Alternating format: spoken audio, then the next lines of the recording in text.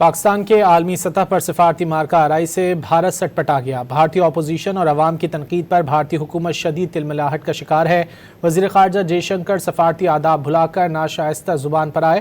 وزیر دفاع خواجہ آصف نے کہا ہے کہ بھارتی وزیر خارجہ کی زبان سے ان کی فرسٹریشن واضح ہوتی ہے۔ پاکستان کے عالمی سطح پر سفارتی آداب مارکہ آرائی سے بھارت سٹپٹا گیا ہے۔ بھارتی اپوزیشن اور عوام کی تنقید پر بھارتی حکومت شدید تلملاہٹ کی شکار ہے۔ وزیر خارجہ جے شنکر کی جانب سے سفارتی آداب بھلا کر ناشائستہ زبان کا استعمال کیا گیا ہے۔ وزیر دفاع خواجہ آصف نے کہا ہے کہ بھارتی وزیر خارجہ کی زبان سے ان کی فرسٹریشن واضح ہوتی ہے۔ پاکستان کے عالمی سطح پر سفارتی مارکہ آرائی سے بھارت سٹپٹا گیا ہے۔ بھارتی اپوزیشن اور عوام کی تنقید پر بھارتی حکومت شدید تلملاہٹ کا شکار دکھائی دیتی ہے۔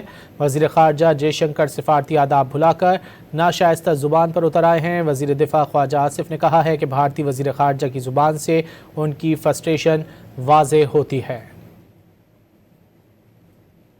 پاکستان کے عالمی سطح پر سفارتی مارکہ آرائی سے بھارت سٹپٹا گیا ہے۔ بھارتی اپوزیشن اور عوام کی تنقید پر بھارتی حکومت شدید تلملاہٹ کا شکار دکھائی دیتی ہے، جبکہ وزیر خارجہ جے شنکر کی جانب سے سفارتی آداب کو بھلا کر ناشائستہ زبان استعمال کی جا رہی ہے۔ وزیر دفاع خواجہ آصف نے کہا ہے کہ بھارتی وزیر خارجہ کی زبان سے ان کی فرسٹریشن واضح ہوتی ہے۔ دنیا میں پاکستان کی پذیرائی پر بھارتی وزیر خارجہ ہوش گنوا بیٹھے۔ اپوزیشن کی تنقید پر جے شنکر کا پاکستان کے خلاف ناشائستہ زبان کا استعمال۔